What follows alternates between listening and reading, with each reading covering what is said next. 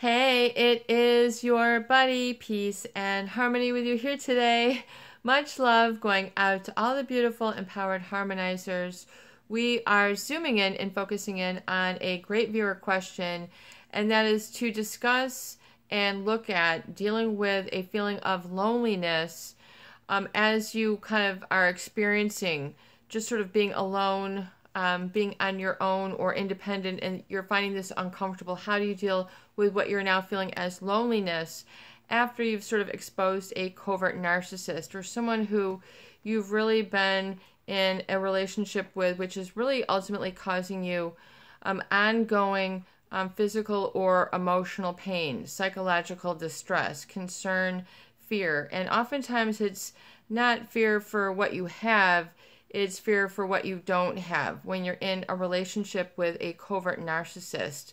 Because that it's so stealthy, it's not something that would be glaringly, giving them away that they're an overt narcissist, meaning it's all about them and their needs.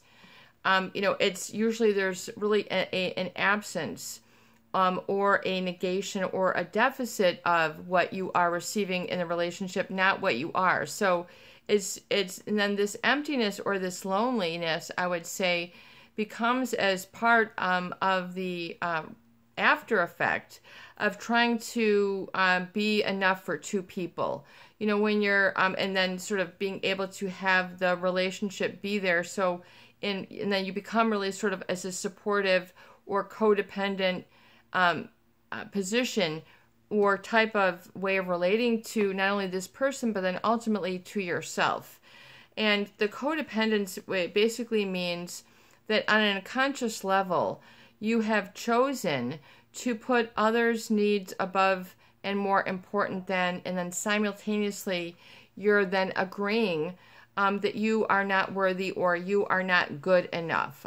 You are, quote unquote, there's something wrong with you, bad, inherently flawed, and you're the bad guy, the bad girl, and then the feeling that this will never change.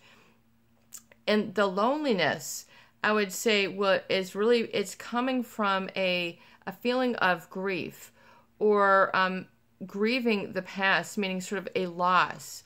And it's very important that this does not become into self-pity, self-deprecation, self-blaming, all the other host of negative emotions, depression, apathy, just not rising up to your greatest potential, not becoming happy, sort of staying in a negative cesspool, if you will become a real problem if you're emerging from a relationship with a covert narcissist, because oftentimes you're then retreating into self, where then all the feelings that you are repressing or have had to push down are coming to the surface.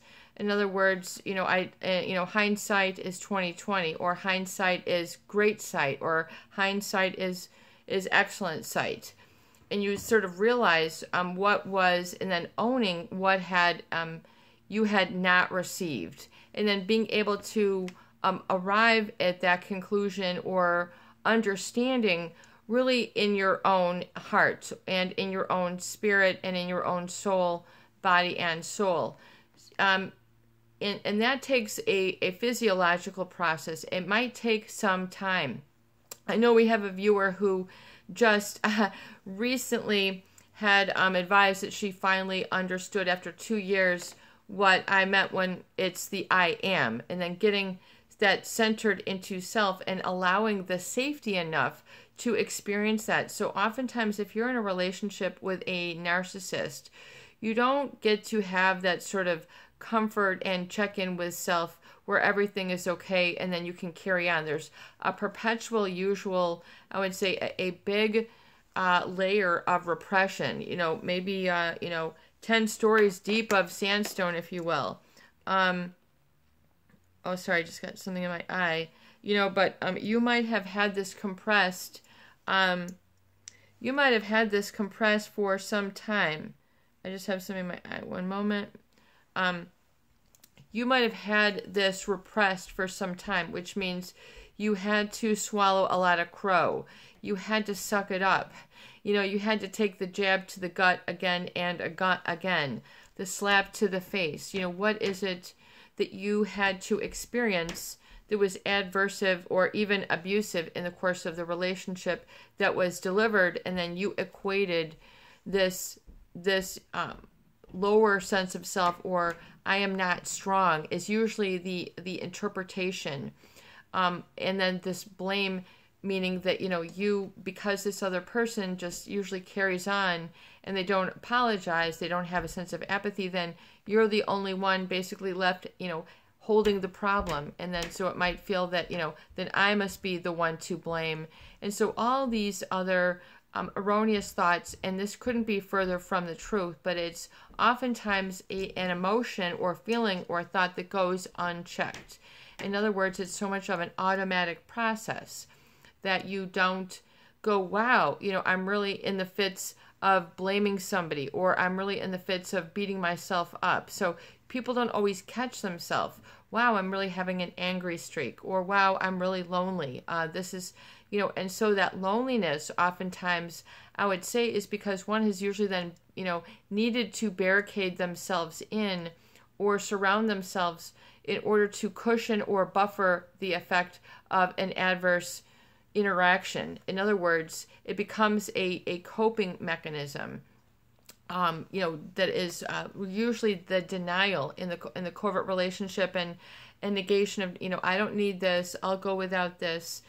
This wasn't shared, this wasn't spoken, this wasn't on the table, this didn't happen. And so your life begins to really be the absence of flow or emotional fluidity, meaning you don't have, oh, this happened and that's what it is, and so here's the solution, and then you just, continue to go on. So oftentimes people then are creating a big wallowing in a stew of, negativity, of self-pity, of blame, of guilt, of confusion, namely that of blame, keeps you tied to the problem. So and these items are of choice, which means if you choose to blame, then you're choosing to blame. And if you're basically blaming somebody, you're basically saying, I'm too weak to take this for what is happening right now. And if that's your assessment of self, and that's the reason why you're conjuring up a lot of blame for the covert narcissist, and they didn't give this to me, they didn't give that, that could all well be true, but then you're basically giving them the keys to the car and you ain't going nowhere. You need your own car, you need your own keys, you need to be able to get yourself around and light the ignition and, to happiness and your future happy self, which includes relationships with others that don't need to sabotage, be laden with all sorts of ignoring and withdrawing or withholding of information, all the, traits and tactics that the covert narcissist will really use as part of that personality disorder. It's the lack of communication, the lack of support of others, the need that they think everything should be for them, and they exploit others as a result of this. So this then will oftentimes result in people having what they feel is a fragile sense of self, or not a strong sense of self. They're not going into life with their best foot forward. They feel that they've got two bad feet, or they've got two bad feet, or two left feet, or whatever it is. They don't feel like they know how to pick themselves up and really ascend. So you really have to understand a lot of the healing is choosing not to blame, and choosing to let go, I would say, of the polarity, the right, wrong, them, me, lie, truth, all the different negative emotions that really will anchor people into negativity, which will cause a lot of suffering, depression, and apathy, and sort of losing your way. People can spend a long period of time in that, and then exhaust themselves by not surrendering this feeling of blame unto others. So you have to understand, to what degree is the true payoff if you are holding on to blame, and you're labeling this, with all these judgments, then you're going to feel constantly tied to a source of pain, and then it'll just keep repeating it, and then you won't know how. You've got to break the cycle. And so if you're blaming, this, and then sort of always casting another into incorporated to your feelings, then you have to understand that for a period of time, your boundaries were enmeshed, your boundaries were overridden, your boundaries were violated. So were your standards. Your standards were enmeshed, your standards were violated, your standards were, your true needs were not met. I mean, that's why there really truly is, I would say, that feeling of loneliness or emptiness, because you feel pushed out, or not accepted, or that you don't belong. And oftentimes you will experience this with a covert narcissist because of a lack of communication, a lack of guidance, a lack of all, the affection, whatever it is. I think a lot of our viewers, this is in their adult romantic relationship, their marriage, or, other family members or work members as well. I mean, it applies both ways. So, blaming, if you're blaming, then you're basically simultaneously saying, I am weak. So you really have to look at the payoff. And, they this. Well, if you're then blaming them, I mean, this could have objectively happened, but if you use the blaming as a coping mechanism and a reason why you haven't changed, a reason why you haven't grown, a reason why you haven't evolved or been happy or had a relationship, is because you're tying yourself down to them. Basically, you're saying you still have the power to make me small. You have the power to oppress me. In fact, I second your desire to push me down, and I'll even push myself down. So you're conceding. You're basically, giving yourself the double whammy. You're giving them permission to, rattle you. You're giving them permission to insult, criticize, and then furthermore, you end up doing this to yourself even further. And this has to stop. This will, cause you to feel that you don't belong, that you are unrelatable, that you don't have, two good legs, whatever it is. You have to realize that those are thoughts or really self-limiting beliefs. So if you're caught up in then feeling lonely, look at the degree to which you are still sort of blaming the past, blaming a situation, holding that above yourself constantly so you cannot move past it. So it's kind of like a person with one of those selfie sticks. You're wondering why, it doesn't seem like you're moving, because you're holding yourself in place. You're limiting yourselves, and you're keeping yourself, and you're choosing really, to do that. So it's important to realize how important it is to choose your feeling states, and then the resulting manifestation, or what you then experience in your life, especially when it comes to blaming and because of this I will never, and then you're just really limiting yourself. So if you want to become and not feel so lonely, well, realize that there's a lot of people who have gone through what you have gone through, and and who are doing the work, and who are willing to share in the work with you. So this is the beautiful thing. And then to bring balance to your day, so that you're not, just wallowing, 80% of your day, 50% of your day, or even, 20% of your day. I mean, you really should look at the degree to which you can refine that down and get the leverage over yourself, which is known as a choice of how you feel. Abraham Lincoln, you're just about as happy as you make up your mind to be. So it's kind of like you have to get back and, but peace and harmony, even that, it makes it hard. Well, realize it takes an element of free will. And to understand what free will means to you as a person, and feeling safe with this and empowered by it and guided, and that you can also share better days once you are living in free will and balanced, especially as you move forward through the phases of growth, when you're kind of coming through very harmful, destructive, or hurtful relationship dynamics. So, and then choosing that. So, I choose not to blame. Let's just let it be. Stop defining it by these creations of the mind. Blame, good, bad, hurtful. Let's just stop, the just labeling it, and allow yourself from some relief, and just, it is, allow it just to be or have been. Just to let it be, meaning that is, you don't have to have a reaction or a response. You can just let it be. But a lot of people, they're hanging on to the abuse for dear life as if that's what's keeping them afloat. But that is a misperception. So, you have to be willing to surrender the feelings that you have put yourself into as a result of this relationship dynamic. So, whether it's anger, depression, loneliness, you are then subscribing to say, I'm choosing to feel empty. And this is really based on a self-assessment that you are either feeling too weak or not good enough, that you have low self-esteem.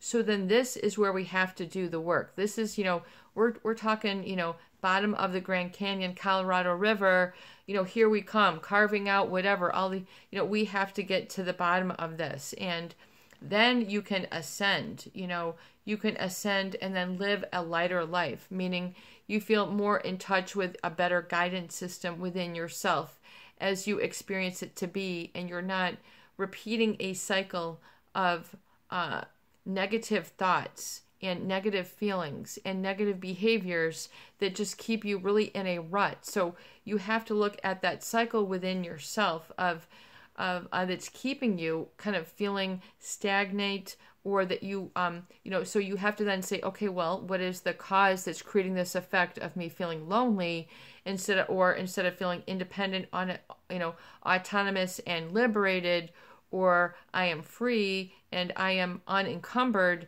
or I'm unburdened, or I am me and I am free and I am loving this time to nurture and feed and nourish myself. So if you're caught up in the blame game, then part of you is making assessment that you are weak, you can't handle this, it will never get better. So look at your self-determinations.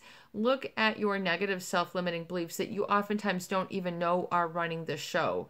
So you really have to understand then, and to get to this and say, wow, this is really a negative payoff for me. To choose to decide that I am not worthwhile, I am not interesting, I am not, so even though you might have derived at that feeling because of a covert narcissist, because they have a pathological sense of self-importance coupled with a lack of empathy, and it's very resistive to change. So oftentimes your voice would have fallen on deaf ears. So when that happens, a lot of people just give up talking. So do not give up. Excuse me one moment.